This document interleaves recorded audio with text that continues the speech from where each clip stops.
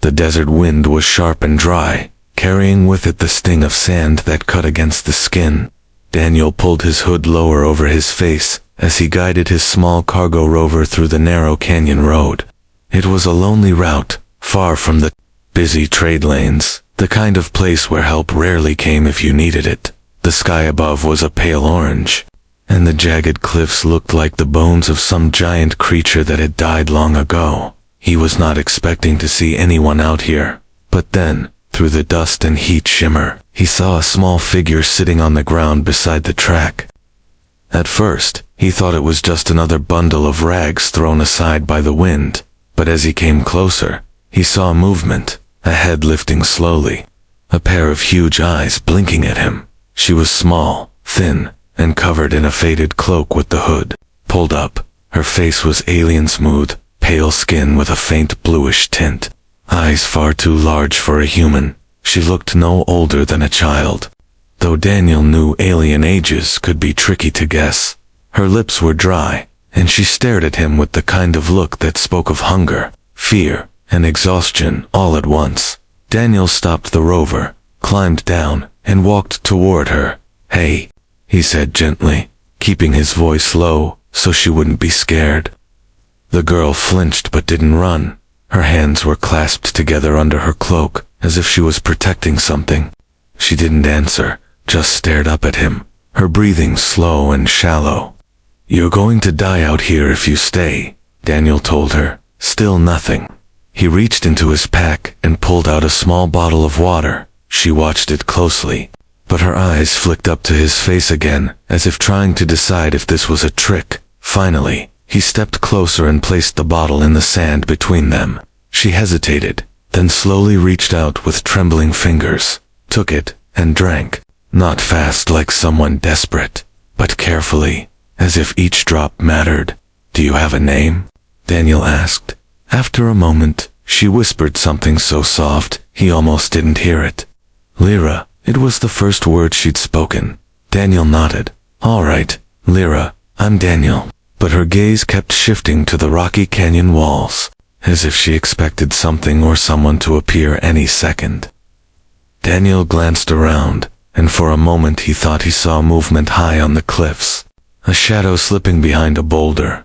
It could have been nothing, just his mind playing tricks in the dust and heat. But he knew better than to ignore such signs. This was not a safe place to linger. "Come with me," he said, offering his hand. Lyra looked at it for a long time, then finally placed her small hand in his. Her skin was cool, almost too cool, and there was a strange, faint pulse beneath it.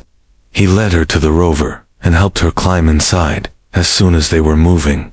Again, she pulled the hood lower over her face and stared out at the desert, silent. Not long after, they passed through a small cluster of buildings, a half-abandoned settlement, where locals eyed strangers with suspicion. Daniel stopped briefly to pick up supplies. A few of the locals noticed Lyra sitting in the rover and began to whisper to each other. He caught bits of what they were saying, words like beggar, worthless, and trouble. One man even spat on the ground. When he saw her, Daniel felt a flash of anger, but kept moving. He didn't care what stories they believed. As they left the settlement, Lyra finally spoke again, her voice a fragile whisper. "They will follow." Daniel frowned. "Who?" She didn't answer, just pulled her cloak tighter. He glanced in the mirror, and thought he saw a distant dust trail rising behind them. Someone was indeed on the road, far back but closing slowly. The wind picked up again, carrying more sand into the air. Daniel tightened his grip on the controls.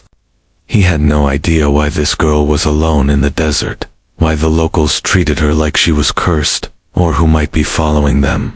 But he knew one thing: if he left her out here, she wouldn't last the night, and something deep in his gut told him that meeting her was no accident. Behind them, the dust trail grew closer. In the canyon walls, unseen eyes were watching, and in the seat beside him, Lyra kept her gaze forward, as if she already knew what fate was chasing them.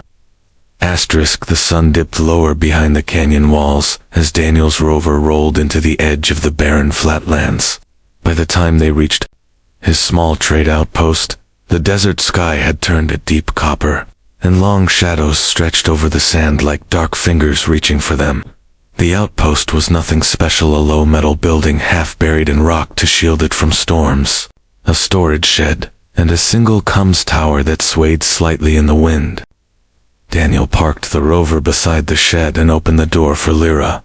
She stepped out slowly, her bare feet sinking into the sand. Even in the fading light, Daniel could see how thin she was, her cloak hanging loose around her small frame. He motioned her toward the door. "You'll be safe here," he said. She didn't reply but followed him inside, glancing over her shoulder at the empty horizon, as if still expecting danger to appear. Inside, the air was cooler, though faintly metallic with the smell of old machinery. Daniel set a small lamp on the table, casting a soft glow over the room. He poured water into a cup and placed it near her, along with a piece of ration bread. Lyra sat down slowly, eyes darting around, as if memorizing the layout of the room. Her hands rested in her lap, hidden under the cloak, and she only took a small bite of the bread before putting it down. "You can eat," Daniel told her gently. "No one's going to take it from you." She didn't meet his eyes, just murmured, "Not hungry." That was strange, he thought. Someone in her condition should have been starving, instead. It was as if she was too distracted or too worried to eat. After a long silence, Daniel tried again. "Where are you from, Lyra?" She hesitated, then said softly, "Far." It was all she offered, her voice barely louder than the hum of the old generator outside. Daniel could tell she wasn't going to share more, at least not yet. He stepped into the storage room to check. The door locks. It was an old habit out here. You never left anything unsecured. But when he came back, Lyra was standing near the comms unit, staring at it intently. Her hand was almost touching the control panel, her eyes fixed on the blinking light, like she understood exactly what it was. When she saw him, she stepped back quickly, pulling her hood lower. "You shouldn't mess with that," Daniel said, trying to sound casual. She gave a small nod and returned to her seat. Night fell fast in the desert by the time Daniel secured the outside gates and set the sensor alarms. The only light came from the stars and the faint glow of the comms tower beacon. Inside, Lyra had curled up on the small cot in the corner, still wearing her cloak. Daniel sat at the table, watching the old monitor for any sign of movement outside. That's when he heard it, a faint, metallic scrape at the door. He froze, listening. There it was again, followed by a soft, deliberate click. Someone was trying to open the lock. Daniel moved quickly, signaling Lyra to stay quiet. Her eyes widened, and for the first time, he saw real fear on her face. Grabbing the old pulse rifle from under the table, Daniel crept to the door. The lock rattled once more before he yanked it open. A shadowy figure stumbled back, clearly surprised. Daniel didn't hesitate. He aimed and fired a warning shot into the sand, the bright flash lighting up the dark for an instant. The intruder turned and ran, disappearing into the night. But Daniel's gut told him there wouldn't be just one. He closed the door quickly, locking it tight. When he turned, Lyra was still staring at him, her face pale. "They know," she whispered. "They always know." "Who?" he demanded. She looked down, silent. Outside, the wind carried the faint sound of voices, distant, but drawing nearer. Daniel checked the rifle's charge level and the small stash of ammunition. Whatever trouble Lyra was in, it had just arrived at his doorstep, and he had a feeling it wasn't going to let them go without a fight. The night stretched long and tense. Daniel barely slept, his ears tuned to every creak and shift of the outpost walls. Outside, the wind had picked up, carrying with it the constant hiss of sand against metal. Lyra didn't sleep either. She sat curled on the cot, her knees drawn to her chest, eyes open, listening. By morning, the desert sky was a pale yellow, the air heavy with heat. Daniel brewed a pot of bitter trade coffee, the smell filling the small room. Lyra sat at the table now, sipping water from the cup he'd given her the night before. He noticed how she held it steadily, perfectly balanced, Her fingers were long and delicate, but they looked strong, like they could grip steel without shaking. As Daniel ate a quick breakfast, he glanced at her and said, "We'll head into the market district later, pick up some supplies." She shook her head quickly. "Too many eyes." Daniel frowned. "You afraid someone will recognize you?" She didn't answer, just kept drinking her water slowly. Her gaze kept drifting toward the metal tools on the workbench. After a while, Daniel went to check his generator. When he came back, he found Lyra standing over the bench, holding a broken circuit plate in her hand. Her thumb traced the edge, and suddenly, faint glowing lines appeared on her skin, like tiny streams of light moving under the surface. It lasted only a moment before fading, but Daniel had seen it clearly. He froze. In the doorway, "What was that?" She set the circuit down quickly. "Nothing. That didn't look like nothing," he replied, stepping closer. "It's just a reaction," she said, her voice soft but firm. "It happens when I touch certain metals." Daniel narrowed his eyes. "I've met a lot of alien species, Lyra. Never seen one that does that." She glanced away, and he knew she wasn't going to explain further. A knock at the door broke the silence. Daniel tensed, moving to the side and signaling for her to stay quiet. Through the small viewing panel, he saw a courier drone drop a packet onto the ground and zip away. When he opened the door, he found the packet wrapped in cheap paper. Inside was a thin metal sheet with a public notice burned into it. It was a bounty posting. The image on it made Daniel's stomach sink. It was Lyra's face, drawn with sharp precision. The text beneath said she was wanted for interference with classified authority operations. The reward was more than a year's worth of trading profit. Enough to tempt anyone in this part of the galaxy. Daniel turned to her, holding up the notice. "Care to explain?" Lyra's lips tightened, and for a moment, she looked like she might speak. Then she said, "If I tell you, you will want me to leave." Daniel shook his head. "I'm already involved whether I like it or not." She lowered her gaze, saying, "Nothing." By afternoon, the heat made the air shimmer outside. Daniel decided they needed to move. Staying in one place was asking for trouble. He loaded the rover with water, ration packs, and his old pulse rifle. Lyra didn't protest, but she scanned the horizon constantly, as if expecting an attack at any moment. Halfway across the flats, Daniel noticed something strange. The rover's navigation system began flickering, the screen glitching with static. Before he could fix it, Lyra leaned over, tapped a sequence on the panel, and the system cleared instantly. Daniel stared at her. "How did you?" She just gave a small shrug. "I've seen this tech before," but her tone made it sound like she wasn't telling him the whole truth. As they neared the edge of a canyon pass, Daniel spotted movement in the distance. Skiffs were closing in from the north, kicking up trails of dust. He pushed the rover faster, but Lyra reached out and touched his arm. "Don't take the main road," she said quickly, pointing to a narrow cut in the rocks. Daniel knew the route was risky, full of sharp turns and loose stone, but something in her voice made him trust her. They swerved into the narrow cut, the sound of the pursuing skiffs echoing off the stone walls. Daniel gritted his teeth, guiding the rover over uneven ground.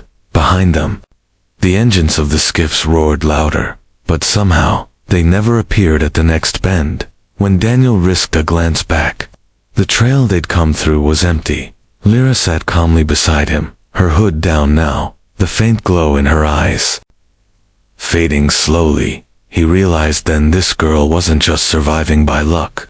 She was surviving because she knew exactly what she was doing, and whatever she truly was, she was far from ordinary. The narrow canyon gave them cover for a while, but Daniel knew it wouldn't last. People who chased for a bounty this large didn't give up easily, and with Lyra's face plastered on every trader's notice board, it was only a matter of time before someone else tried their luck. They stopped at a small clearing deep between the rocks. Daniel shut off the rover engine, letting the silence settle in. Lyra was scanning the ridgelines, her eyes moving faster than his. "Finally," she said, We can't stay still. They'll search the canyons next. Daniel leaned back in his seat. We've been running since yesterday. We need rest. Her gaze snapped to him, sharp and intense. Rest later, move now. Daniel didn't argue. Something in her voice carried an edge of urgency that made his instincts listen. He started the rover again and drove deeper into the canyon maze. The rock walls rose higher on both sides, casting deep shadows that kept the heat away. But shadows could hide more than relief. They could hide people. An hour later, they reached a fork in the canyon. The left path was wide and smooth, the kind of road every trader used. The right path was narrow, jagged, and looked like it hadn't been traveled in years. Before Daniel could decide, Lyra pointed right. That way. Daniel frowned. That path's a dead end. She shook her head. Not for us. He steered right, the rover bouncing over loose stone. The walls narrowed so much they nearly scraped the sides of the vehicle. Lyra kept glancing upward, and Daniel followed her gaze. At first, he saw nothing. Then a glint of light flashed far above. A second later, a high-pitched whine echoed through the canyon. Daniel recognized it instantly, a tracking drone. Hold on, he said, pressing the accelerator. The rover jolted forward, and a streak of red light shot past them, slamming into the rocks ahead. Lyra pulled her hood tighter as dust and stone rained down. The drone zipped overhead again, but this time she moved. Her hand flashed out, and Daniel saw the faint glow in her fingers again. A pulse of blue light shot upward, hitting the drone square in its center. It spun wildly before crashing into the canyon wall. Daniel stared at her. What in the void was that? Lyra didn't answer, only said, "Keep driving." Behind them, faint engine sounds began to echo through the rocks. Their pursuers had found the path. They pushed forward until the canyon suddenly widened. The ground dropped steeply into a flat basin dotted with jagged stone pillars. Lyra pointed to one side. There hide the rover. Daniel drove into the shadow of a massive rock spire, shutting off the engine. They crouched low, watching the canyon entrance. Moments later, two skiffs roared in, moving fast. Daniel recognized the insignia painted on the lead vehicle: Red Fang mercenaries, notorious bounty hunters, the kind who didn't care if their target was alive. The skiffs slowed, scanning the basin. Daniel's pulse quickened, his finger resting near the trigger of his pulse rifle. Beside him, Lyra remained still, but her breathing had slowed, controlled, almost like she'd been hunted before. The mercenaries split up, one skiff circling left, the other right.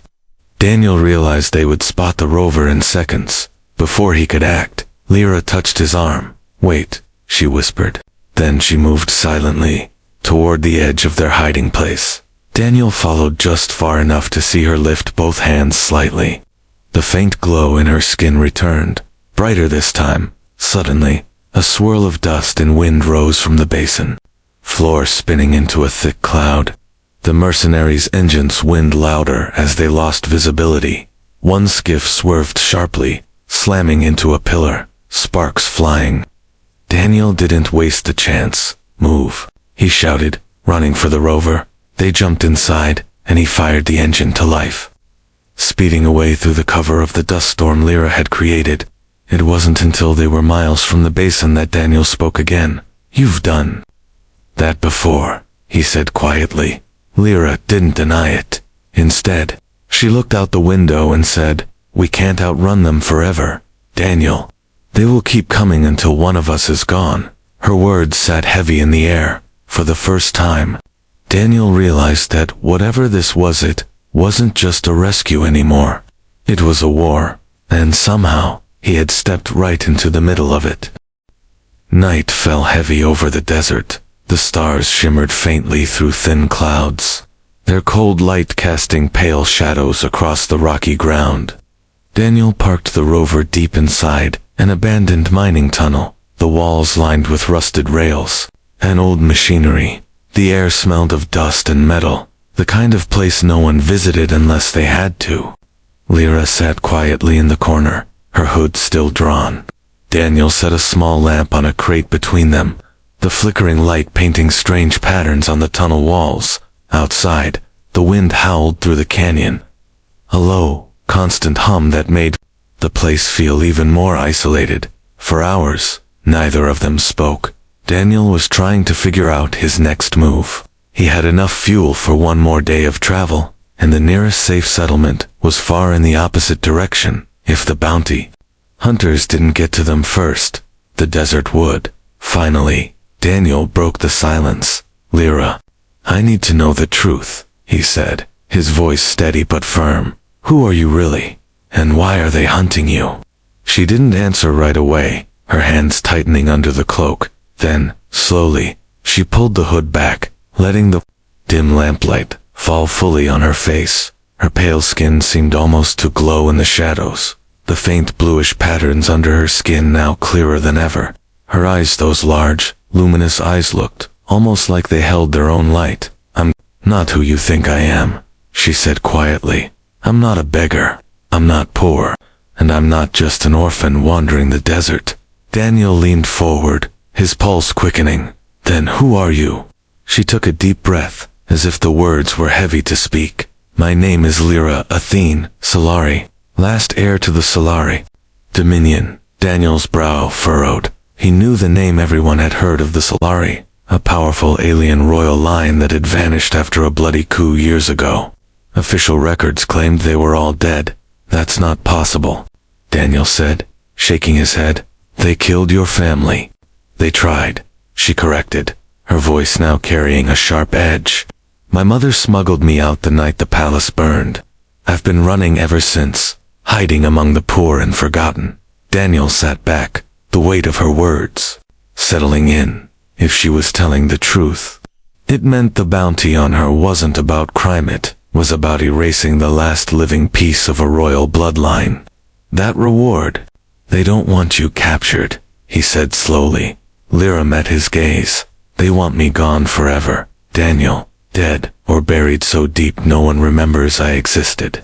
She reached into her cloak and pulled out a small metal sphere, no bigger than an apple. It pulsed faintly with a soft blue light. "This is the only thing I saved from my family," she said. Daniel eyed it warily. "What is it?" "A key," she replied, "to something my enemies would destroy entire worlds to keep hidden." Before Daniel could ask more, a faint crunch of gravel echoed from outside the tunnel. He instantly killed the lamp, plunging them into darkness. They both held their breath, listening. The sound came against slow footsteps. Deliberate, moving closer. Daniel grabbed his pulse rifle, motioning for Lyra to stay behind him. The shadows at the tunnel entrance shifted, and for a moment, he saw a faint red glow, not from a lamp, but from a targeting visor. He fired a single shot into the darkness, the blast lighting up the entrance for a split second. The figure outside dove behind a boulder, returning fire with a spray of plasma bolts that sizzled against the tunnel wall. Lyra crouched low, clutching the sphere tightly. Daniel returned fire, forcing the attacker to retreat. When the echoes faded, Daniel kept his weapon ready. "They found us," he muttered. Lyra's voice was calm, almost too calm. "They will keep finding us, until I reach where I need to go." "And where is that?" Daniel asked. She looked straight at him, the faint glow in her eyes brighter now. "To my ship," she said, "hidden far beyond this desert. It's the only way we survive." The next morning, the desert was painted in pale gold. Daniel drove the rover out of the abandoned tunnel, keeping low between the canyon ridges. Lyra sat beside him, the metal sphere hidden inside her cloak. Every so often, she glanced behind them, her sharp eyes scanning for the dust trails of pursuit. They traveled for hours without speaking. Daniel's mind kept replaying her words from the night before, last heir to the Solari Dominion. It was hard to believe, yet everything about her matched the quiet authority of someone born to command. Still, he knew this truth put them in far greater danger than he had imagined. By midday, the heat was pressing down like a heavy weight. They pulled into the outskirts of a small trading station, little more than a cluster of metal huts and a refueling platform. Daniel hesitated before stopping. I know someone here, he said. Old trading partner. Owes me a favor. Lyra gave a small nod. If you trust him, I trust him. Inside the dusty cantina, a tall man with a scar across his jaw greeted Daniel with a booming laugh. Daniel, it's been too long, the man said, slapping him on the back. This was Rin Corvin, a man Daniel had done business with years ago. He had always been quick with a joke, and quicker with a deal. Daniel hoped that hadn't changed. They sat in a corner booth while Lyra stayed close to Daniel, her hood pulled low. Rin poured them each a drink and leaned in. You're looking over your shoulder. Who's after you? Daniel hesitated. Long story. I just need a few supplies and fuel, then we're gone. Rin smirked. Supplies I can get. Fuel will cost you. While Rin stepped away to make arrangements, Lyra whispered, He's lying. Daniel frowned. What do you mean? Her eyes narrowed slightly. His heartbeat. It changed when you mentioned leaving quickly. Daniel glanced toward the back room where Rin had disappeared. A knot tightened in his chest. Minutes later, Rin returned with a wide grin. You're in luck. Fuel's already loaded in the rover. No charge for you, my friend. The smile was too wide, too easy. Daniel forced a grateful nod. Thanks. We'll be on our way. They left the cantina and walked toward the rover. Daniel's instincts screamed at him that something was wrong. As they reached the vehicle, a shadow moved in the corner of his eye. Half a dozen armed men stepped out. From behind crates and machinery, rifles raised, Rin's voice came from behind them. Sorry, Daniel, but the bounty's worth more than our history. Daniel's pulse quickened. Lyra's hand brushed his arm gently, almost as if telling him to wait. The mercenaries stepped closer, weapons trained on them. Hand over the girl, Rin said, and maybe they'll let you walk away. Daniel looked at Lyra, saw the calm in her eyes. Then he stepped in front of her, blocking their line of fire. No deal, he said firmly. The first shot came from the left. Daniel fired back instantly, hitting the attacker's rifle and sending it clattering to the ground. Chaos erupted. Plasma bolts slicing through the air, burning holes in the sand and metal. Daniel moved fast, pushing Lyra toward cover behind the rover. Rin shouted orders, but the fight was already tilting against him. One mercenary charged, grabbing Daniel's arm. They struggled, the rifle slipping from Daniel's grip before the man could strike. A burst of blinding blue light exploded from behind. Lyra stood with her hands raised, the glow in her skin brighter than Daniel had ever seen. The attacker collapsed, dazed and unmoving, but Lyra was shaking, the energy clearly costing her strength. Daniel pulled her into the rover, firing the engine. Rin tried to block their path, but Daniel swerved hard, slamming the rover's side into a stack of fuel drums, sending them toppling in his way. They sped out of the station, the sound of angry shouts fading behind them. Lyra leaned back in her seat, her breathing shallow. You risked your life. For me, she said quietly. Daniel glanced at her. That's what friends do. She gave him a faint, almost sad smile. No, Daniel. That's what protectors do. As the rover raced deeper into the desert, Daniel realized something. This wasn't just about getting her to safety anymore. If he had to, he would stand between her and the entire galaxy, even if it cost him everything. The sun was setting in a blaze of red and gold as the rover cut across the open desert. Daniel kept one hand tight on the controls, the other resting near his pulse rifle. The air shimmered with heat, but the shadows were already stretching long. They had been driving for hours since the betrayal at the trading station. Neither he nor Lyra spoke much, each lost in their own thoughts. Finally, Lyra broke the silence, her voice soft but steady. There's a place ahead, a valley hidden in the rocks. My ship is there. Daniel glanced at her. Your ship? You've had it hidden this whole time. She gave a faint nod. It was too dangerous to go near until I was sure I could trust you. Daniel raised an eyebrow. And now? She met his gaze, her luminous eyes holding his for a moment. Now I trust you with my life. The wind picked up as they neared the valley, carrying the low hum of something mechanical. At first, Daniel thought it was the rover's engine, but as they crested a ridge, he saw it half buried under sand and rock was a sleek, silver starship. Its hull was covered in dust, but it still shimmered faintly under the dying light. The design was unlike anything Daniel had seen before, curved, elegant, built for both speed and power. They didn't have long to admire it. From behind them came the distant roar of engines. Daniel's heart sank. Mercenaries had found their trail again. Lyra's eyes narrowed. We have to move fast. They sprinted toward the ship, the sand shifting under their boots. At the base of the hull, Lyra pressed her glowing hand against a small panel. A thin line of blue light spread across the surface, and with a deep hiss, the entry hatch opened. Inside, the air smelled faintly of metal and something sweet.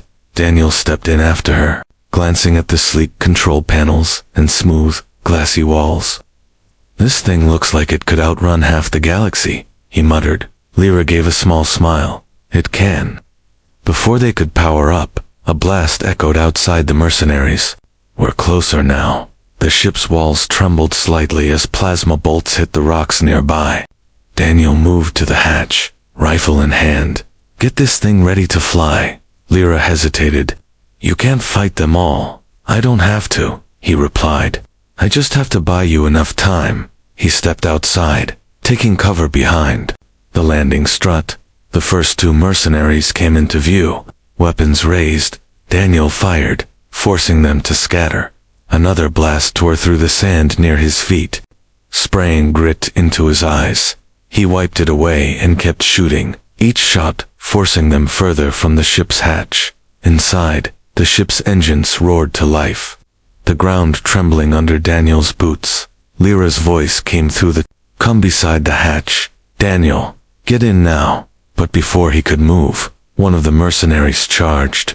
Tackling him to the ground, they wrestled in the dust, Daniel's rifle skidding out of reach. The mercenary's hand went for a blade, but Daniel twisted hard, sending him rolling away. Daniel grabbed the rifle, fired twice, and sprinted for the hatch. He leaped inside just as it sealed shut. Seconds later, the ship lifted smoothly from the sand, the mercenaries shrinking below as they fired uselessly into the air.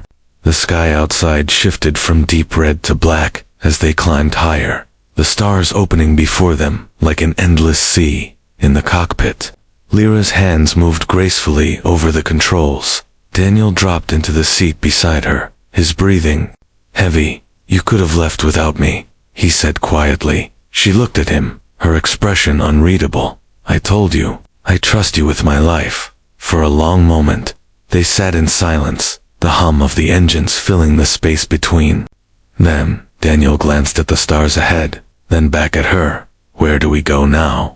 Lyra's lips curved into a small but determined smile. "To finish what my family started, and to take back what was stolen." Daniel felt a strange calm settle over him.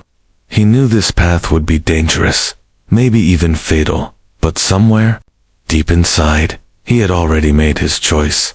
He wasn't just helping her because she needed it. He was staying because he wanted to. Because the kindness he'd shown that poor alien girl had led him to something far greater than fought it, had given him a purpose.